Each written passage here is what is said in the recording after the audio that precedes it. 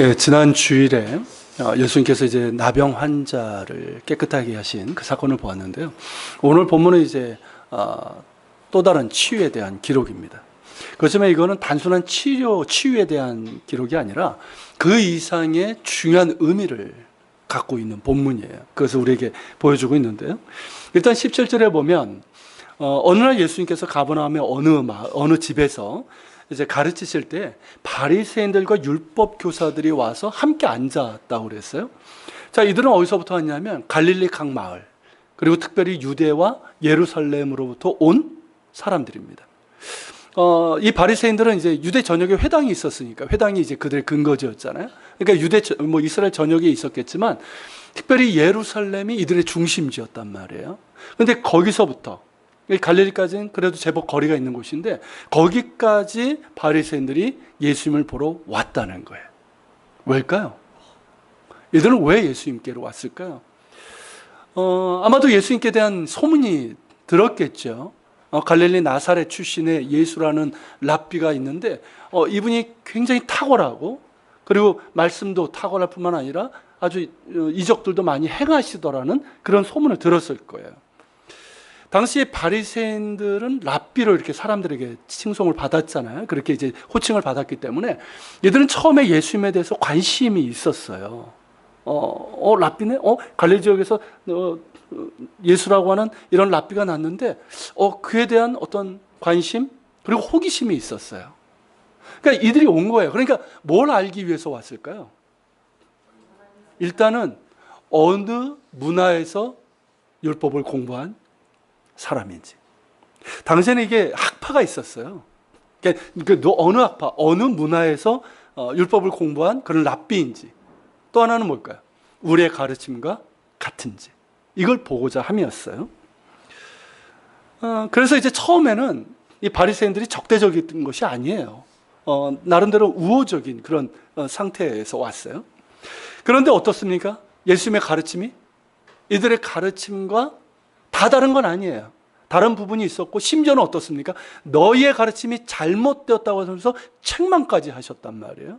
그리고 결정적으로 이 바리새인들이 생각했던 하나님 나라의 어떤 실현, 이것이 예수님께서 가르치신 하나님 나라는 너무 다른 거예요. 그러다 보니까 예수님을 적대하기 시작했고 급기야 예수님을 제거하고자 했던 것이죠. 여러분, 바리새인들이 생각했던 하나님 나라의 실현은 뭐냐면 쉽게 정리하면 이거예요. 우리가 보통 토라라고 부르는 게 있죠. 쉽게는 이제 율법인데, 유대교 율법인데, 이것의 이 율법의 엄격한 준수서부터 시작된다고 생각을 했어요. 왜냐하면 이스라엘이 바벨론에 의해서 멸망당하고 성전까지 함락됐잖아요. 그래서 바벨론으로 포로로 끌려갔는데 그 이후에 나름대로 이제 성찰이 있는 거예요. 자기 반성이 있게 되는 거예요. 왜 이렇게 됐냐는 거죠. 성전은 파괴되지 않을 거라고 생각했는데 성전까지 파괴됐단 말이에요. 왜일까 하는 거죠. 그것은 뭐냐면 성전이 파괴됐다, 하나님께서 떠나셨다는 의미란 말이죠. 왜 이렇게 됐냐는 거죠. 그 원인이 뭐냐면 우리가 하나님의 말씀을, 율법을 지키지 않았다는 거예요. 맞죠? 그래서 포로로 귀환한 후에 70년 후에 귀환하게 되죠. 그러면서 이제 에스라, 느헤미야가 일종의 종교 개혁을 일으킵니다. 그 핵심이 뭐였어요? 율법이에요. 다시 하나님의 말씀을 강독하고, 이게 모세오경이에요. 모세오경을 강독하고 이 말씀을 우리가 철저하게 지키자는 거예요. 그러면서 시작된 거예요. 그러면서 이 토라를 중심으로 한 하나의 종교 형태가 나타났어요. 그걸 우리가 유대교라고 부르는 거예요. 이해가 되십니까? 그 전까지는 뭐 중심이었어요? 성전의 희생제사 중심이었다면 그 이후에는 성전이 다시 재건됐지만 뭐 중심? 토라 중심, 율법 중심. 그리고 이제 회당에서 그 율법을 가르쳤으니까 회당 중심의 그런 형태가 나온 거예요. 그게 유대교인 거예요. 그리고 그렇게 이제 율법을 연구하고 사람들에게 가르치는 일을 전담했던 사람들이 있었는데 그들이 처음에는 서기관으로 불리다가 나중에 이들이 어떤 무리가 됩니다. 그게 바리새파가 되는 거예요. 이해가 되시죠? 자, 거기까지는 문제가 없어요. 그렇죠? 자, 문제를 정확하게 파악한 거고요. 그리고 개혁의 초점과 방향도 맞아요. 다시 하나님의 말씀을 제대로 지키는 쪽으로 가야 돼요. 문제는 뭐냐면 그 이후부터였어요. 자, 페르시아가 지배하고 그 다음에 어떻게 됩니까? 헬라 제국이 지배하고 그 다음에 로마가 지배합니다. 계속해서 이방 민족이 지배를 하게 되면서 이 바리새파를 중심으로 한 유대교의 주류는 우리가 이렇게 철저히 율법 준수를 해야지만, 그렇게 해야지만 하나님께서 이 이방 민족들을 심판하시고 그리고 이스라엘 나라를 독립해서 그렇게 부강하게 하실 것이라는, 그러니까 하나님께서 일하실 준비가 된다라고 그렇게 믿었어요. 이해가 되시죠? 무슨 얘기인지. 우리가 아직도 율법을 제대로 지키지 않기 때문에 이방 민족이 지배하겠다 이런 생각을 한 거예요. 그래서 이들 가운데는 좀 과격하게 움직인 사람들도 있었어요. 그들이 누굴까? 그게 열심당이에요. 바리새파 중에서 열심당에 껴있는 사람도 제법 있었어요. 자, 그런데 예수님께서 전하신 하나님 나라는 어떻습니까? 바탕은 같아요. 말씀이에요. 그런데 여러분, 그 실현에 있어서는 어떻습니까? 이들이 생각했던 것 같아요? 달라요. 그러니까 이 바리새파를 중심으로 한 유대교 주류는 하나님 나라는 어떻게 오는 거냐? 이방인을 심판하고 이스라엘 나라가 다시 세워지는 거예요. 이게 하나님 나라예요. 그런데 예수님께서 가르치신 하나님 나라는 어떻습니까? 그게 아니잖아요. 이방인들이 심판하는 게 아니에요. 이방인들도 구원을 받아야 되는 거예요. 그렇죠? 이스라엘이라는 나라가 문제가 아니라 이스라엘이라는 그 민족의 영적인 그런 상태가 다시 회복되는 거예요. 그리고 하나님 나라는 칼과 창으로 되는 게 아니에요. 사랑으로 되는 거예요. 용서로 이루어지는 거예요. 그리고 하나님 나라는 하나님의 주권과 통치잖아요. 쉽게 얘기하면 하나님 나라는 뭐냐면 하나님의 왕이 되시는 거예요. 하나님이 모든 것의 주인이 되시는 거예요. 실제로 왕이시지만 우리가 하나님을 나의 왕으로, 나의 주님으로 인정할 뿐만 아니라, 고백할 뿐만 아니라 실제 삶에서도 그분의 통치에 순종하는 거예요. 이게 하나님 나라예요. 거기에 하나님의 사랑과 정의가 있는 거예요. 그런데 여러분, 이 하나님 나라는 어떻게 해야지 들어갑니까? 우리가 그냥 율법의 행위를 잘 해야지 들어갑니까? 선한 일, 착한 일 하면 돼요? 착하게 살면 됩니까? 아니에요. 우리의 죄를 회개하고 하나님을 믿어야 되는 거예요. 죄를 가지고 하나님 나라로 들어갈 수 없는 거예요. 그렇기 때문에 우리에게 죄사함의 용서를 주시고, 그리고 우리에게 구원의 길을 여시기 위해서 오신 분이 누구십니까? 예수님이신 거예요. 하나님의 본체이신 분이 직접 오신 거예요. 그분이 오심으로 해서 하나님 나라가 이 땅에 시작된 거예요. 그래서 예수님을, 자신의 죄를 회개하고 예수님을 구주로 영접하는 자에게는 그 안에 뭐가 이루어져요? 하나님 나라가 이루어지는 거예요. 내가 예수님을 나의 구주로 고백하고 정말 주님께 내가 정말 철저하게 나를 낮추고 그러면서 복종할 때 우리 가운데 뭐가 옵니까? 평안이 임하잖아요. 자유함이 임하잖아요. 놀라운 기쁨이 있지 않습니까? 그게 하나님 나라예요. 하나님 나라의 의와 희락과 기쁨이라고 하셨잖아요. 그래서 예수님께서 하나님 나라는 여기 있다 저기 있다 하지 말지니 어디 있다? 너희 안에 있느니라. 이렇게 말씀하신 거예요. 여러분, 하나님 나라는요, 신구약 성경 전체에서 가장 중요한 핵심 주제예요. 그렇기 때문에 이거를 짧은 시간 여러분들에게 말씀드릴 수 있는 건 아니에요. 그래서 나중에 기회가 되면 이 하나님 나라에 대해서 말씀드리고 또 중간중간에 여러 번 말씀드릴 거예요. 이 본문을 이해하는 데 있어서 중요한 건 뭐냐면 바로 이거예요. 바리새인들이 믿고 주장했던 하나님 나라의 실현, 하나님 나라의 바탕을 얘기하는 게 아니에요. 바탕은 똑같아요. 둘 다 하나님이, 이게 바리새인들도 하나님의 왕이 되는 하나님 나라를 얘기를 해요. 근데 문제는 뭐냐면 실현 방법이에요. 근데 그 실현 방법에 있어서 바리새인들이 얘기했던 것과 예수님께서 가르치신 하나님 나라는 어떻다? 달랐다는 거예요. 아니, 정반대였다는 거죠. 오늘 본문에서도 그 차이가 극명하게 나타나게 됩니다. 자, 예수님께서 가버나움의 어느 마을에서 하나님 나라에 대해서 가르치실 때에, 자, 이 바리새인들이 왔잖아요. 이 사람들은 듣기 위해서 왔을까요? 보기 위해서 왔을까요? 보기 위해서 온 거예요. 뭘? 만나 틀리나. 우리하고 만나 틀리나. 그러니까 어떻습니까? 말씀을 경청하기 위해서 온 것이 아니라 꼬투리 잡기 위해서. 그렇게 시험 감독관처럼 그렇게 예의주시하면서 예수님을 둘러싸 앉아 있었던 거예요. 그리고 많은 사람들이 그 자리에 있었어요. 그런데 예기치 않은 돌발적인 사건이 일어나게 됩니다. 그게 뭐죠? 네, 사람들이 이 중풍병자를 데리고 온 거예요. 예수님께서 많은 병자들을 고쳐주셨으니까 이것도 그 중에 하나라고 생각하기 쉽겠지만 그 과정이 아주 특이하죠. 자, 같은 사건을 기록하고 있는 마가복음에 보면 이 중풍병자를 침상채로 메고 온 사람들이 4명이라고 얘기를 하고 있어요. 그러니까 침상이 뭔지 아시죠? 침대채로 그냥 내 구탱이 들고 이렇게 온 거예요. 자, 그렇다는 얘기는 이 중풍병자는 어느 정도? 그죠? 아주 중증의 중풍병자라는 것을 뜻하는 거예요. 여러분, 중풍병을 앓고 있는 분 보신 적 있으십니까? 요즘은 의외로 많아요. 성인병들이 워낙 많다 보니까. 뭐 이게 풍이 3번 오면 죽는다 뭐 그런 얘기도 있잖아요. 그래서 이 중풍을 심하게, 제 친구 아버님이 그러셨는데, 심하게 이렇게 온 경우에는 말도 제대로 못할 뿐만 아니라 거동 자체를 못해요. 혼자서 못해요. 그러니까 그 옆에서 돌보는 가족이 어떻습니까? 굉장히 힘든 거예요. 그런 게 바로 중풍병이에요. 그러니까 이 사람이 그런 중증의 중풍병자였다는 거죠. 자, 이 중증의 중풍병자를 4사람이 침상채, 침대채로 가지고 예수님께 데리고 온 거예요. 근데 문제는 뭐냐면 사람이 너무 많아서 들어갈 수가 없었어요. 근데 이들은 포기하지 않고 어떻게 합니까? 지붕으로 올라가서 지붕을, 그 기와를 뜯고 구멍을 내가지고 거기로 그 중풍병자를 내려가지고 예수님 아래로 이렇게 내렸다는 거예요.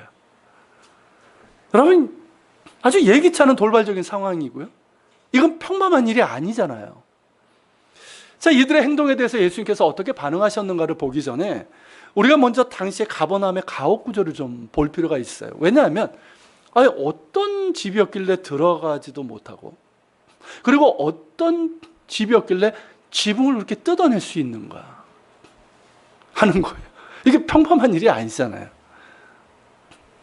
고맙게도 이제 고고학 발굴을 통해서 이게 드러났어요. 이게 가버나움의 가옥 구조예요. 저 멀리 보이는 건 베드로 생가터에 있는 세워진 교회고요.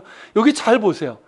뭐 이렇게 기둥이 있고 이렇게 막 둘러가 있는데 방이 여러 개가 있죠. 요건 반대 방에서 찍은 거고요. 그리고 요거는 이제 측면에서 찍은 거예요. 여러분, 이게 한 집이 아니라 이런 구조예요. 그러니까 이건 뭐냐면 외벽을 공유하면서 이렇게 여러 집이, 한 집이 아니에요. 여러 집이 같이 사는 거예요. 그리고 가운데 보면 코트야드라고 써 있죠. 저렇게 이제 외벽으로 둘러싸인 일종의 정원 같은 그런 공동의 공간이 있어요. 그래서 이것을 코트야드 하우스라고 불러요. 우리는 그냥 공동 가옥 구조라고 그렇게 부르거든요. 이렇게 사는 거예요. 그러다 보니까 이런 구조에서는 이게 왜 이렇게 사냐면 서로 이제 협동하기 위해서 이렇게 사는 거예요. 자, 이런 구조에서는 어떻습니까? 사람들이 더 많이 들어갈 수가 있죠. 그리고 큰 모임을 갖기가 쉬운 거예요. 근데 문제는 뭐냐면 출입문이 어떻습니까? 엔트런스라고 써 있는 데가 하나밖에 없죠. 하나 아니면 2개밖에 없는 거예요. 그러니까 사람들이 보통 몰리면 어디로 몰립니까? 입구 쪽이잖아요. 우리가 보통 이제 병목 현상이라고 그러잖아요. 이게 병목 현상이 일어나는 곳이에요. 그러니까 뭐 이미 안에도 사람들이 많았겠지만 입구 쪽에 사람들이 더 이제 좁으니까 막히기 때문에 들어갈 수가 없는 거예요. 들어간들 그 사람 무리들을 해치고 예수님께서는 아무래도 저 코트야드 정원에 있는 것이 아니라 방 안에 있었을 거 아니에요. 제일 큰 방 쪽에. 그렇죠? 그러다 보니까 더 힘든 거죠. 자, 지금 상황이 그런 경우예요. 자, 이렇게 이제 힘든 경우라면 어떻습니까? 이 정도 되면 단념하게 되잖아요. 근데 이들은 어떻습니까? 포기하지 않고 기지를 발휘해서 예수님께 이제 나가게 되니 그게 뭡니까? 지붕으로 올라가는 거였어요. 그래서 이제 기와를 뜯는 건데요. 근데 이제 우리나라의 가옥 구조를 생각하면, 자, 지붕으로 올라가서 기와를 뜯었다, 구멍을 뚫었다. 이건 뭡니까? 이건 집주인에게 엄청난 피해를 주는 거예요. 그렇죠? 굉장히 위험한 행위고 재산 피해가 막심한 거죠. 근데 이 가버나움 쪽, 이스라엘 쪽에 있는 가옥 구조를 생각하면 그렇게 심각한 건 아니에요. 자, 우리 성경에는 기와라고 번역되어 있는데 기와가 아니에요. 덮개 그냥. 그러니까 우리나라 기와집은 어떻습니까? 어떤 형태죠? 삼각형 형태죠. 삼각형 형태는 어떤 지역에서 보통 이 지붕을 만듭니까? 비나 눈이 많이 오는 지역이에요. 거기는 다 이게 삼각형 형태예요. 근데 이스라엘은 어떻습니까? 비가 많이 오지 않잖아요. 건기, 우기가 있잖아요. 건기 때는 비 한 방울 오지도 않고 우기 때도 비 많이 오지 않아요. 그러니까 되게 어떠냐면 다 평평한 형태예요. 그냥 평평한 거예요. 지붕은 다 평평한 거예요. 그리고 이제 평평하다 보니까 어떻습니까? 그 위에서 사람들이 뭔가를 할 수 있잖아요. 그리고 이제 건기 때 일조량이 너무너무 좋아요. 그러니까 이제 곡식이나 과일을 말리기도 좋고 빨래 널기도 좋고 다른 일을 하기도 좋고, 그러니까 또 하나의 살림 공간인 거예요. 그리고 여러분 사도행전 10장 9절에 보면 사도 베드로가 기도하려고 지붕에 올라간 걸로 나와요. 요바에 있을 때 지붕에 올라갔어요. 우리는 기도하러 지붕에 올라갑니까? 속 터질 때, 그죠? 뭐 누구랑 대판 싸우고 속 터질 때 지붕 올라가죠. 근데 기도하러 지붕에 올라간 거예요. 그때가 제 제6시라고 그랬는데 해질녘쯤이었는데, 그때가 되면 어떻습니까? 사람들에게 방해를 받지 않고 조용히 기도할 수 있는 것이. 이처럼 지붕은, 이스라엘의 지붕은 굉장히 유용한 공간이었던 거예요. 그러다 보니까 어떻습니까? 지붕으로 올라갈 수 있는 이 계단이나 이 사다리가 외벽에는 항상 있어요. 안쪽에도 밖에도 있어요. 이해가 되십니까? 그리고 뿐만 아니라 이 지붕과 지붕이 이게 여기 안에 보면 이게 공동 가옥 구조니까 지붕과 지붕이 가까운 지역은 어떻게 했을까요? 내려가서 올라가기 힘드니까 위에다가 사다리를 걸치든가 나무 다리를 놔가지고 이렇게 건너가게 돼 있어요. 그러니까 지붕길이 있었던 거예요. 그러니까 이 중풍병자들이 어떻게 올라간 걸까요? 이렇게 올라가서 지붕길을 이렇게 통해서 이렇게 간 거예요. 문제는 뭐냐면 이 지붕을 무엇으로 만들었냐 하는 것이죠. 우리가 이제 지붕에서 많은 일을 이제 했다라는 것을 제가 말씀을 드렸는데, 근데 생각보다 그렇게 견고하지는 않았어요. 왜냐하면 자, 이 벽은 뭘로 만듭니까? 돌을 쌓아서 이렇게 만들어요. 그 다음에 지붕은 어떻게 하냐면 이 나무를 이제 우물정자로 이렇게 엮어가지고 이렇게 놓는 거예요. 그리고 그 위에다가 종려나무 가지 있죠. 그런 것들을 놓고 그 위에다가 진흙을 개가지고 이렇게 틈을 이렇게 막아요. 그러고 나서 올리브유를 짜면 맨 마지막에 이게 기름 찌꺼기가 있는데 그거를 살짝 바르면 방수 효과도 돼요. 그렇게 놔두든가 아니면 그 위에다가 갈대잎을 덮든가 종려나무 가지를 한 번 더 덮든가 그런 식으로 되는 거예요. 그래서 어떤 형태가 되냐면 이런 구조인 거예요. 이런 형태. 이해가 되시죠? 요게 이제 어떤 화가가 복원해낸 그림인데 위를 잘 보면 저게 시멘트가 아니에요. 이렇게 나무 엮어가지고 이렇게 한 걸로 이렇게 볼 수가 있어요. 그러니까 어떻습니까? 견고하지는 않아요. 그러니까 떨어질 수도 있는 거예요. 그래서 여러분 신명기 22장 8절에 보면 새 집을 지을 때 지붕에 난간을 만들어서 사람들이 떨어지지 않게 하라는 규정까지 있어요. 그 난간이 밖에 있는 게 아니라 집 안에 있는 거예요. 자, 이런 이해를 가지고 본문을 보면 어떻습니까? 자, 올라갈 수 있죠. 도둑질 아니에요. 올라갈 수 있는 거예요. 사다리를 통해서 올라가는 거예요. 그리고 예수님께서 큰 집에, 큰 방에 있었다고 그러면 지붕길로 통해서 이렇게 갔거나 그렇게 했겠죠. 그리고 지붕을 뜯을 수 있습니까? 없습니까? 능히 뜯을 수 있어요. 능히 뜯을 수 있어요. 물론 이제 조심스럽게 움직여서 그렇게 뜯었겠죠. 조심스럽게. 그러니까 이 덮개를 뜯은 거예요.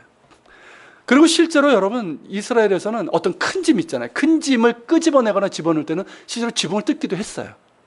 그러니까 그런 이해를 가지고 보면 자, 이 중풍병자를 데리고 지붕 위로 올라가서 이 지붕을 이 덮개를 뜯고 그리고 구멍을 내서 이렇게 내린 것은 상식 밖의 일입니까? 아니면 이해될 수 있는 일입니까? 이해될 수 있는 일이에요. 물론 좋아하진 않겠죠, 집주인이. 좋아하진 않겠지만 이해는 될 수 있는 일이에요. 그렇지만 이것은 일상적인 일은 아니죠. 평범한 일은 아니에요. 자기 집도 아닌데다가 그 집안의 상황을 보면 사람들이 많은 상황이고, 여러분 아무리 나무로 만들고 지구로 만들었지만 지붕을 뚫으면 어떻게 됩니까? 떨어지잖아요. 그러니까 얼마나 폐가 끼칩니까? 아마 예수님도 이 흙먼지를 이렇게 좀 썼을지도 모르겠어요. 그러니까 정말 위급하고 특별한 상황이 아니면 하지 않을 행동입니다. 그렇다면 이들은 왜 이런 행동을 했을까요? 왜 이렇게까지 해서 예수님 앞에까지 중풍병자를 데려다 놓은 걸까요? 왜일까요? 예수님 앞으로 나아가면 나을 수 있다는 믿음 때문이었어요. 그 믿음 때문이었어요. 지난 주일에 우리가 나병 환자에서 본 것처럼 예수님에 대한 소식을 들었겠죠. 그리고 이 사람이 가버나움 사람인지 아닌지는 불분명하지만 정황상으로는 가버나움 밖에 있는 사람인 것 같아요. 자, 예수님에 대한 소식을 들었을 때 이 사람 마음 가운데 어떤 갈급함이 생겼을까요? 그분에게 가면 내 병을 고쳐주실 것이라는 그 믿음이 생긴 거예요. 성령께서 주신 은혜겠죠. 그것을 힘들게 친구들에게 말했고, 친구들은 중풍병자의 청을 거절하지 않고 침상처럼 하고 거동을 못하니까 예수님께로 데려온 거예요. 근데 뜻하지 않은 장애물을 만난 거예요. 하지만 이들은 단념하지 않고 기지를 발휘해서 지붕에 올라가 그 덮개를 뜯어내고 구멍을 내고 거기로 중풍병자를 내려서 예수님 앞에 내린 거예요.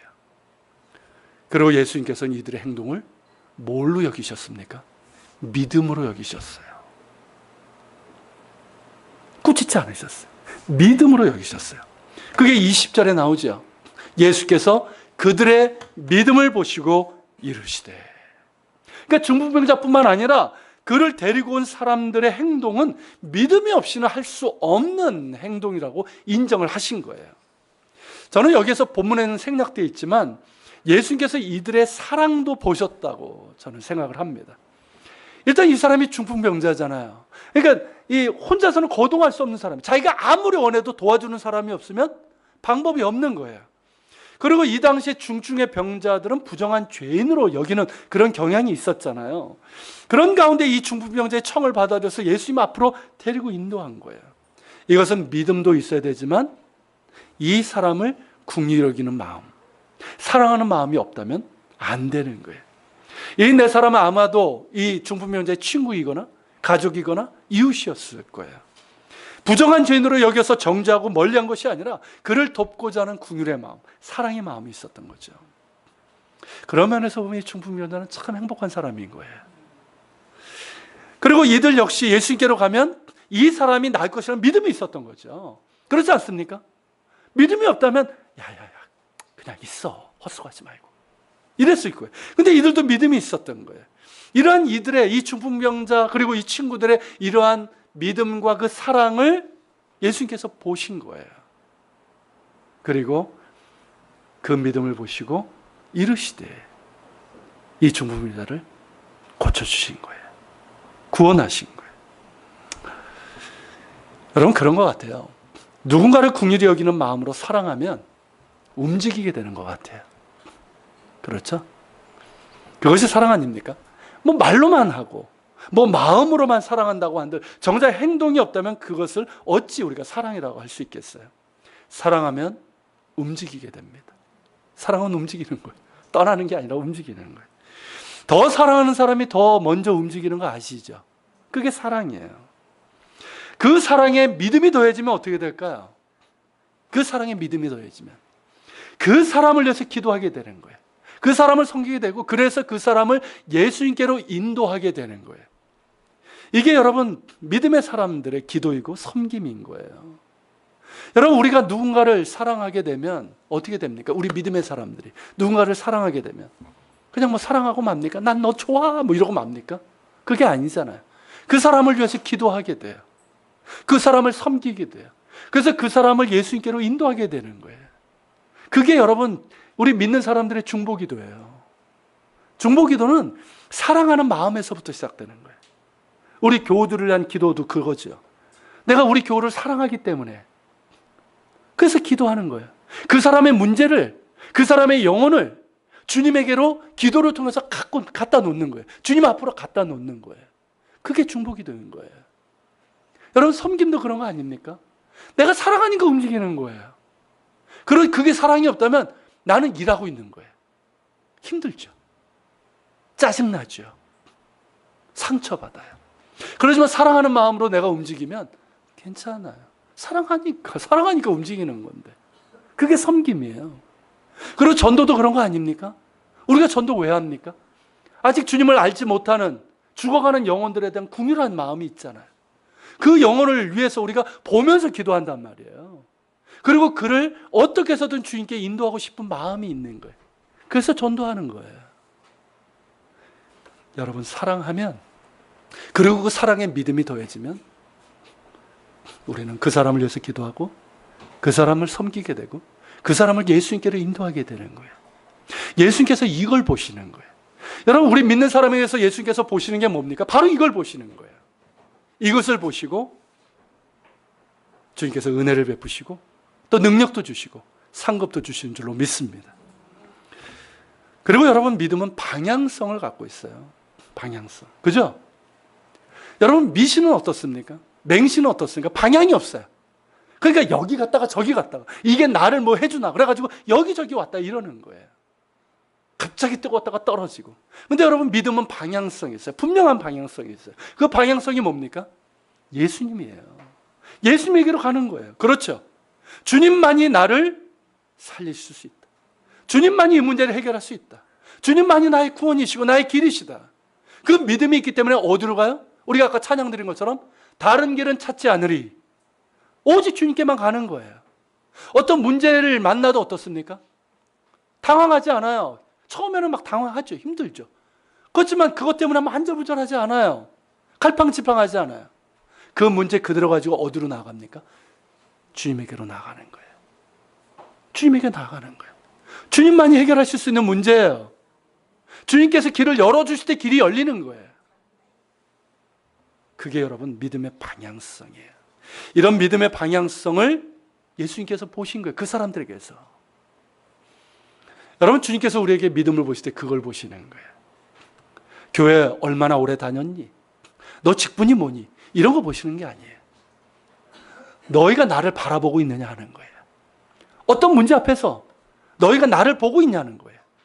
그 문제를 보고 있니? 아니면 나를 도와줄 사람을 바라보면서 기웃거리고 있니? 아니면 나를 보고 있니? 그걸 원하시는 거예요. 믿음은 주님을 보는 거예요. 어떤 문제 앞에서도 주님께 시선을 고정하는 거예요. 그리고 주님 앞에 나아가는 거예요. 이게 믿음이고 믿음의 방향성이에요. 이런 믿음이 우리 가운데 있기를 바랍니다. 자, 예수님께서 이런 믿음을 보셨죠? 그리고 예수님께서 이 믿음을 보시고 이 사람아, 내 죄 사함을 받았느니라 하셨어요. 근데 이 사람아라고 하셨단 말이에요. 자, 우리말로는 어떻습니까? 그렇게 친근한 표현이 아니죠. 자, 우리가 이 사람아라고 할 때는 어떨 때입니까? 뭔가 이렇게 좀 잘 모르는 사람, 아니면 뭔가 좀 사이가 안 좋거나 뭔가 좀 불만스러울 때 그러잖아요.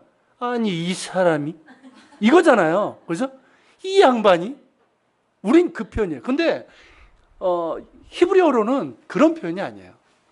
벤 아담이라고 하는데 이게 아주 일반적인 호칭이고 친근한 호칭이에요. 누군가를 이렇게 친근하게 부를 때 벤 아담이라는 표현을 써요. 그래서 이것도 이제 번역을 한다면 친구여라고 하는 게 맞는 것 같아요. 자, 예수님께서 친구여라고 부르신 거예요. 이 사람에게. 자, 이랬을 때 이 사람 자신을 보여서 얼마나 떨리는 마음으로 왔겠어요. 중풍병자. 사람에게 외면당했던 사람이에요. 그 사람이 오직 믿음 하나 가지고 예수님이 나를 살릴 수 있다는 믿음 가지고 그렇게 온 거예요. 그리고 삥 둘러싼 사람들. 그리고 바리새인들은 부정한 죄인들에 대해서 아주 경멸하고 적대적인 사람들이잖아요. 삥 둘러싸인 한복판에 놓인 거예요. 자, 거기에서 예수님께서 뭐야? 그게 아니라 왜 이 사람을 여기다 데려왔어요? 이게 아니라 친구요 라고 하신 거예요. 이 음성이 이 중풍병자에 어떻게 들렸을까요? 이시하십니까? 내가 그의 이름을 불러주기 전에는 그는 다만 하나의 몸짓에 지나지 않았다. 내가 그의 이름을 불러주었을 때 그는 나에게로 와서 꽃이 되었다. 김춘수 시인의 꽃이라는 시죠. 우리나라 사람들이 가장 좋아하고 애송하는 시 중에 하나일 거예요. 여러분, 이름을 불러주는 게 왜 중요할까요? 그때부터 관계가 시작되기 때문에 그래요. 이름을 부르기 전까지는 이 들판에 수많은 꽃들은 뭡니까? 나와 상관이 없는 거예요. 근데 내가 어느 한 꽃을 내가 그 이름을 불러주었을 때, 그 이름을 붙이고 그 이름을 부르는 순간 그 꽃은 어떻습니까? 수많은 꽃 중에 어떤 몸짓에 지나는 것이 아니라 뭐가 돼요? 너와 나와의 관계가 되는, 의미 있는 존재가 되는 거예요. 그게 이름을 부르는 의미예요. 여러분, 사람과의 관계도 마찬가지 아닙니까? 누군가가 내 이름을 부를 때 어이 하면 나는 아무것도 아니에요.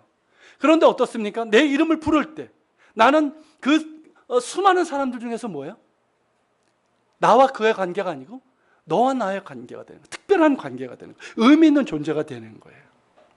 여러분, 친구야라는 호칭이 바로 그런 의미예요. 예수님께서 그렇게 말씀하시는 거예요. 이제 당신은 나의 친구이고 나와 특별한 관계가 있는 존재입니다. 이렇게 말씀하시는 거예요. 여러분, 이사야서 43장 1절에 보면 하나님께서 이렇게 말씀하셔요. 같이 읽어볼까요? 너는 두려워하지 말라. 내가 너를 구속하였고 내가 너를 지명하여 불렀나니 너는 내 것이라. 여러분, 하나님께서 나를 부르시고 너는 내 것이야 라고 하실 때 우리는 특별한 존재가 되고요, 그리고 하나님과 관계하는 사람이 됩니다. 지금 그러한 부름을 중풍병자에게 하고 계시는 거예요. 친구야, 내 죄의 사함을 받았느니라.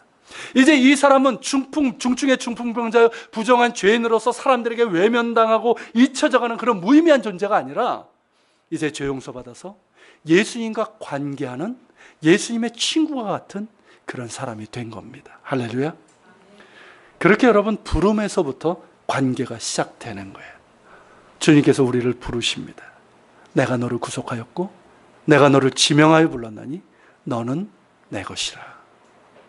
이 주님의 음성에, 이 부르심에 응답하는 자가 특별한 존재가 되어서 주님과 관계하는 사람이 되는 겁니다. 그 부르심에 응답하는 자에게 구원이 임하고 기적이 임하는 거예요. 주님의 부르심에 아멘으로 응답하는 우리 모두 되기를 축복합니다. 자, 예수님께서 중풍병자를 그렇게 친근하고 의미 있는 존재, 주님과 관계하는 존재로 부르셨어요. 그런 까닭에 내 죄 사함을 받았니라고 하신 거예요. 우리가 생각할 때는 의당 내 몸이 깨끗해졌느니라 하셔야 될 것 같은데 그렇게 안 하신 이유, 내 죄 사함을 받았니라고 하신 이유가 바로 여기 있는 거예요. 자, 예수님과 의미 있는 존재, 예수님과 관계 있는 존재가 되려면 무엇이 있어야 됩니까? 죄 사함을 받아야 되는 거예요. 주님께서는 죄인 모두를 사랑하시지만 죄를 가지고 주님과 특별한 관계를 맺을 수가 있습니까? 안 되는 거예요. 먼저 이 죄의 문제를 해결해야 되는 거예요. 그렇기 때문에 예수님께서 그들의 믿음을 보시고, 중풍병자의 믿음을 보시고 너의 죄가 사함을 받았느니라. 그래서 그 죄 사함의 은혜를 주시고 구원을 베푸시고 주님과 특별한 관계가 있는 사람, 주님의 친구가 되는 사람, 그런 사람으로 만드신 거예요. 여러분, 에베소서 2장 8절은 이렇게 말씀하고 있어요. 같이 읽겠습니다. 너희는 그 은혜로 인하여 구원 믿음으로 말미암아 구원을 받았나니 이것은 너희에게서 난 것이 아니요 하나님의 선물이라.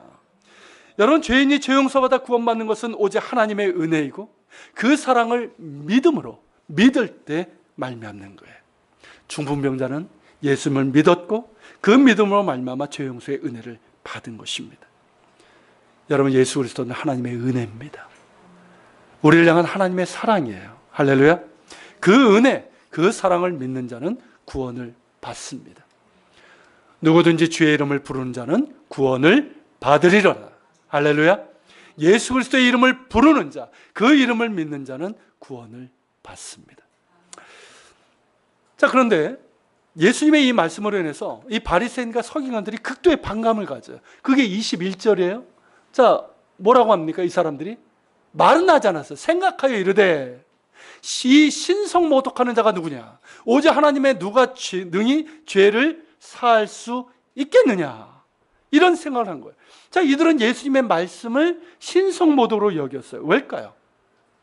자, 하나님의 권위나 어떤 속죄 제도를 통하지 않고 예수님께서 예수님 스스로의 권위를 가지고 너의 죄 사함을 받았니라 하신 이것 때문에 그래요. 여러분, 누가 죄를 사할 수 있습니까? 오직 하나님만이 죄를 사할 수 있어요. 그건 맞아요. 그리고 죄 사함을 받는 방법, 그 당시에는 어떤 방법이었습니까? 성전. 그리고 성전에서 드리는 속죄 희생 제사를 통해서 되는 거예요. 자, 죄를 범한 사람이 어떻게 해야 됩니까? 희생 제물을 가지고 와야 되죠. 비둘기든 양이든 뭐 갖고 와야 돼요. 그래서 그걸 놓고 그 머리 위에다 손 놓고 자신의 죄를 고백하죠. 그래서 죄를 전가시키는 거예요.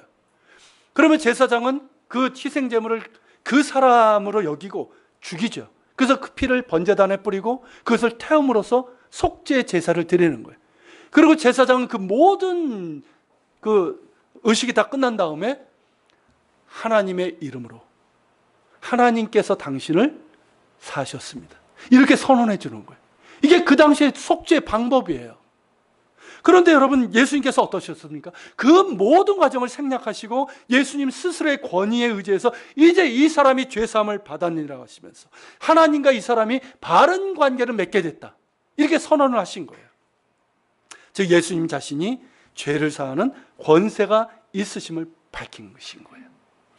예수님은 거룩하신 하나님의 본체시고, 그리고 장차 자신을 속죄제물로 친히 드린 분이십니다. 예수님께 죄사함의 권세가 있는 것은 당연한 거예요. 예수님은 우리의 죄를 사하시는 하나님의 본체시고 하나님의 아들이십니다. 할렐루야. 그러므로 누구든지 주의 이름을 부르는 자는 구원을 받는 거예요. 누구든지 예수 이름 앞에 엎드려서 자신의 죄를 자백하고 고백하며 죄사함, 회개하면 죄사함의 용서를 받고 구원을 받게 됩니다. 할렐루야. 하지만 바리새인과 서기관들이 이걸 알았을까요? 몰랐어요. 예수님이 누구신지 몰랐어요. 그러니까 예수님의 말이 신성모독이라고 생각하면서 그런 반감을 가진 거죠. 예수님께서 그들의 생각을 간파하셨어요. 그러면서 예수님께서 이렇게 말씀하셨어요. 자, 여기 보세요. 23절만 보십시오. 예수님께서 먼저 묻습니다. 내 죄 사함을 받았느니라는 말과 일어나 걸어가라는 말이 어느 것이 더 쉽겠느냐, 이렇게 먼저 물으셨어요. 자, 여러분들이 한번 답해 보십시오. 뭐가 더 쉬울까요?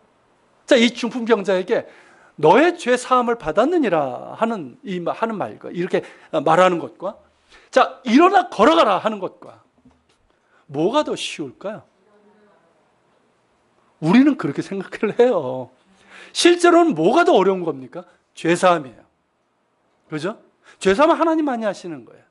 근데 이것은 당장 눈에 드러납니까? 드러나지 않아요. 근데 여러분, 일어나 걸으라 했을 때 정말 이 사람이 일어나 걸었다 그러면 이건 뭐예요? 눈으로 증명되는 거예요. 그래서 예수님께서 정말 이 사람에게 일어나 걸으라 할 때 이 사람이 즉시 일어나 걸으면 예수님께서 하신 말씀, 이미 하신 말씀, 너의 죄 사함을 받았니라, 이 말씀은 뭡니까? 사실로 입증이 되는 거예요. 예수님께서 그 질문하시고 그렇게 하신 거예요. 실제로 어떻게 됩니까? 예수님께서 그 사람이 그러죠. 일어나 걸으라. 너 누웠던 그것을 가지고 집으로 가라 했어요. 그랬을 때 어떻게 됩니까? 이 사람이 그 즉시로 일어났어요. 그냥 몸이 조금 나아진 게 아니에요. 그 즉시로 일어나서 자기의 침대, 그 침대를 들고, 물론 우리처럼 큰 침대 아니에요. 그 침대를 들고 집으로 갔어요. 하나님께 영광을 돌리면서 말이에요. 할렐루야. 여러분, 이 중풍자가 나은 것은 바로 예수님에게, 이건 단순한 치유 사역이 아니에요. 예수님에게 어떤 권세가 있다? 죄사함의 권세가 있다라는 것을 입증하는 표적인 거예요. 그래서 여러분, 이 사건에서 가장 중요한 것은 뭐냐면 예수님이 누구신가 하는 거예요. 예수님이 누구신가? 예수님은 어떤 분이십니까? 우리의 죄를 사하시는 하나님이십니다. 할렐루야. 우리의 죄를 사하사 구원하시게 오신 하나님의 본체십니다. 죄 없으신 하나님의 아들이 우리 죄를 사하기 위해서 친히 자신을 속죄 제물로 바쳐서 속죄 구원의 길을 여셨습니다. 에베소서 1장 7절에 이렇게 말씀하고 있어요. 같이 있습니다. 우리는 그리스도 안에서 그의 은혜의 풍성함을 따라 그의 피로 말미암아 속량 곧 죄사함을 받느니라. 여러분, 예수 그리스도 안에 용서의 은혜가 있어요. 하나님의 은혜가 있어요. 여러분, 이 권세를 가지신 예수께서 우리를 부르십니다. 뭐라고요? 친구야. 이게 예수님의 음성이에요. 친구야. 죄인을 향한 음성이에요. 친구야. 친밀하고 사랑의 음성으로 우리를 부르십니다. 그 음성에 대해서 우리는 뭐라고 대답할 수 있을까요? 자, 로마서 5장 8절입니다. 같이 있습니다. 우리가 아직 죄인 되었을 때 그리스도께서 우리를 위하여 죽으심으로 하나님께서 자기에 대한 자기의 사랑을, 우리에 대한 자기의 사랑을 확증하셨느니라. 여러분, 예수님은 뭐라고요? 우리를 향한 하나님의 사랑이에요. 분명한 확증, 증거입니다. 그 사랑에 대해 여러분들은 어떤 모습으로 서 있습니까? 그 사랑을 아는 자들이 되길 바랍니다. 그 사랑 가운데 있는 여러분 되시기를 축복합니다. 그래서 중풍병자가 하나님께 영광을 돌렸던 것처럼 우리도 하나님께 영광을 돌리는 자들이 될 수 있기를 축원합니다. 우리 같이 기도하겠습니다.